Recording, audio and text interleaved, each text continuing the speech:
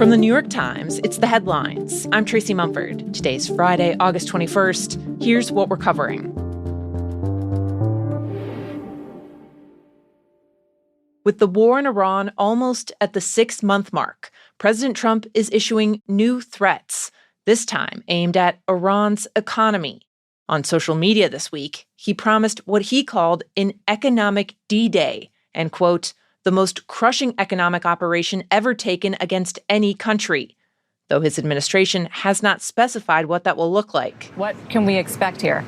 Yeah, you're going to expect, I'll be holding a press conference on Monday to talk about exactly what we're going to do. Yesterday, Treasury Secretary Scott Bessent, whose department oversees things like sanctions, said a plan will be rolled out next week. But his comments also made something else clear. If we are doing the maximum economic pressure, then that means that likely there will not be a large-scale kinetic restart.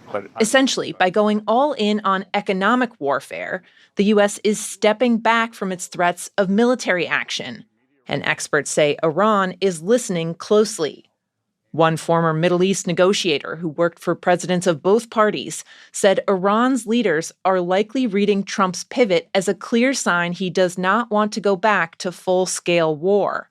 The question now, though, is how effective any new economic pressure on Iran can be. The U.S. is already blockading its ports, and the country has faced years of crippling sanctions. Still, the regime has remained resilient.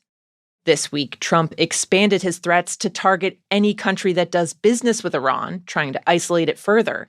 But experts say following through on that will be very difficult. Iran's most important financial lifeline is China, which buys most of Iran's oil. And one expert on economics at the Council on Foreign Relations told The Times, quote, I'm skeptical Trump is willing to risk instigating an economic war with China right now. And one other quick update on the war. The U.S.S. Lincoln is finally leaving the Middle East.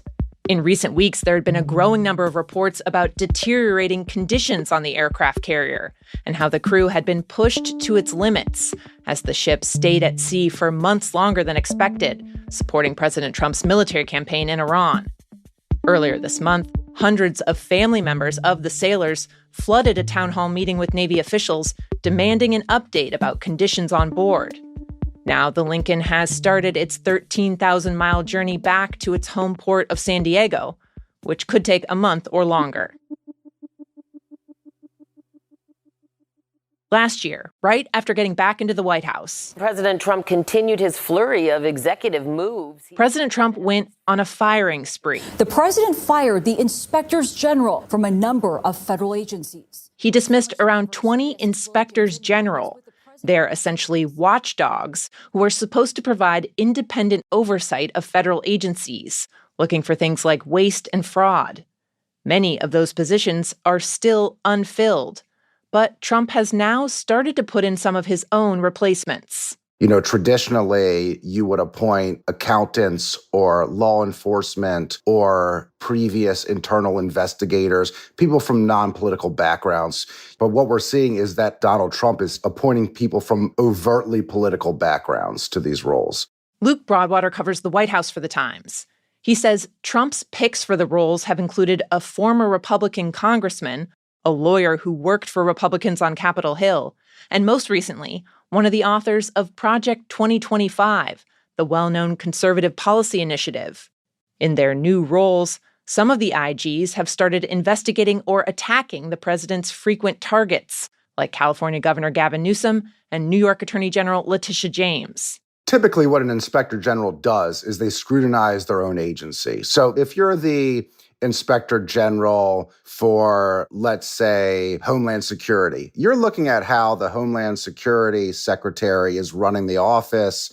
Are they spending dollars wisely? Are contracts going out to the lowest bidder? Things like that.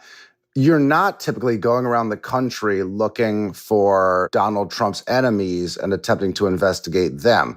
And so the criticism is, as some of these inspectors general turn their gaze outside of their own agencies, are they actually scrutinizing the agency they're supposed to? In all, after Trump's firings, as well as big funding cuts for inspectors general's offices, Luke says there's evidence that the oversight work itself has slowed. According to a nonprofit research group, in the first half of this year, the number of investigative reports from IGs assigned to cabinet-level agencies dropped 25% compared to previous years. In response to questions from The Times, a White House spokeswoman said Trump had hired, quote, highly qualified and accomplished individuals, and that they would carry out his mission of targeting fraud.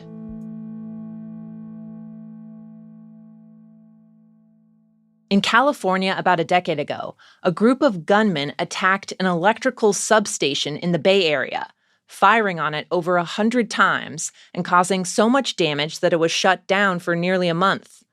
While the gunmen were never caught or identified, it was considered a carefully planned attack, with the snipers aiming directly at one key piece of the power facility, its transformers.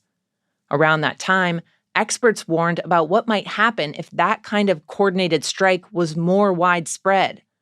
According to a former federal energy official, an analysis he commissioned showed that if just 9 carefully chosen substations out of the roughly 50,000 in the U.S. were knocked out simultaneously, it could cause a cascading grid failure and plunge the entire country into a blackout.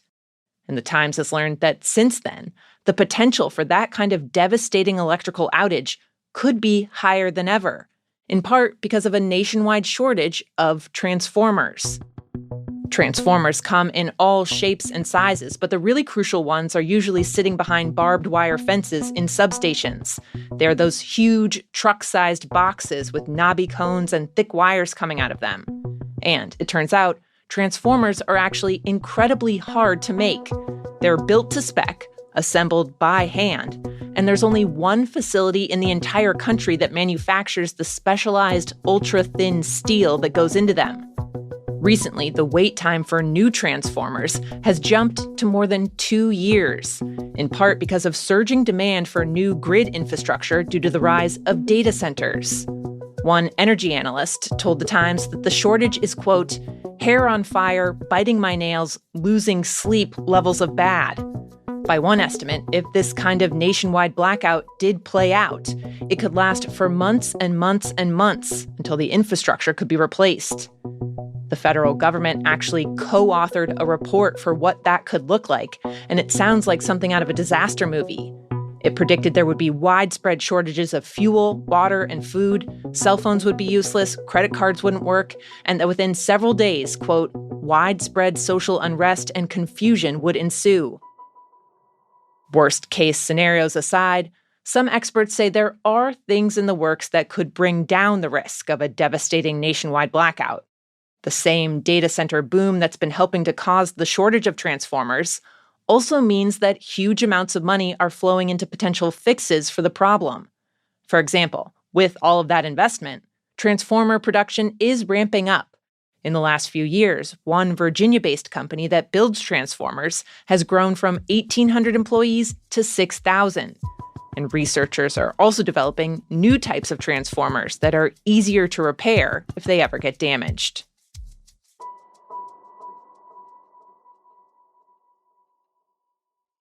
And finally, a while back, a researcher visiting a zoo in Shanghai noticed a surprising and honestly kind of adorable scene playing out in the ape enclosure. A female gibbon had managed to pick up a little mouse and was gently caressing it with her hand, and the mouse seemed to be okay with it. Videos of this kind of heartwarming interspecies friendship are, of course, all over social media, but the researcher had deeper questions. What was the root of this behavior, and how common was it? He's a biological anthropologist, and this summer he co-authored a study in the journal Primates that laid out some potential answers.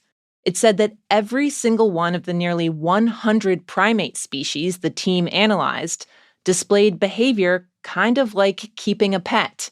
There was the macaque monkey that bonded with a chicken, a troop of capuchin monkeys that adopted a little baby marmoset, and other interactions between primates and all kinds of animals, lizards, birds, dogs.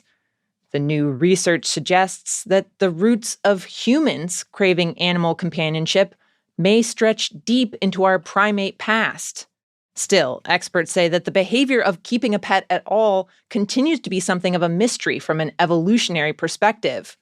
When it's all about survival, why would any species develop a habit of spending time and resources caring for another species? There are a lot of theories floating out there that pets were useful for things like hunting and protection, or even that they could be a status symbol. The researcher who first spotted the gibbon and the mouse suspects part of the motivation might be about loneliness, basically scratching an itch for intimacy by scooping up another little warm body. Those are the headlines. If you'd like to play the Friday News Quiz, stick around. It's just after these credits. And if you are not a Times subscriber yet, you can get a full month of free access to everything the Times publishes when you download the Times app now. This show is made by Will Jarvis, Margaret Kadifa, Jake Lucas, Jan Stewart, and me, Tracy Mumford. Original theme by Dan Powell. Special thanks to Isabella Anderson, Sam Dolnick, Miles McKinley, and Zoe Murphy. Now, time for the quiz. Every week, we ask you a few questions about stories the Times has been covering. Can you get them all? First up. People are out here in New York living in a flex one bedroom for $4,400 a month. For years, New York City was widely considered the most notoriously expensive place to live in the entire country. Like, New York is such a scam, bro. Over the years, though, it has been surpassed by other metro areas. And now, according to federal data, it's no longer even in the top 3.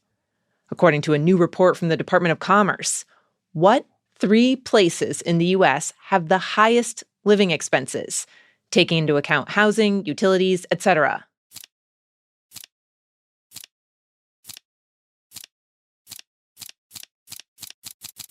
The answer? Coming in at number 3, Los Angeles, number 2, Miami, and at number 1, San Francisco. On the flip side, if you're looking for affordable places to live, the bottom 3 on the list are Dothan, Alabama, Eagle Pass, Texas, and Monroe, Louisiana. Next question. Tommy John going the distance. A brilliant job by Tommy John. This past weekend, the celebrated pro athlete Tommy John died at age 83. John got the nickname Bionic Man after undergoing a pioneering surgery that saved his career. The procedure, which has now become common, is named after him. Your question, what sport did Tommy John play?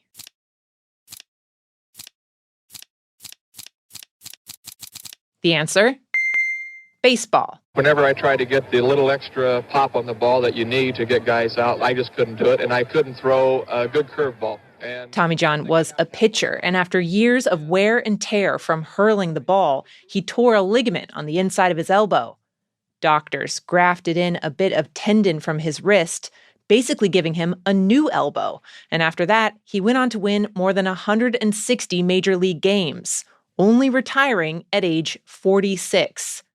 In the years since, hundreds of other baseball players, including stars like Shohei Ohtani, have gotten Tommy John surgery. And surgeons say it's actually become increasingly common at the youth level. At one point, a study found that the majority of players who got the procedure were 15 to 19 years old, as kids specialize in sports from a younger and younger age. And last one.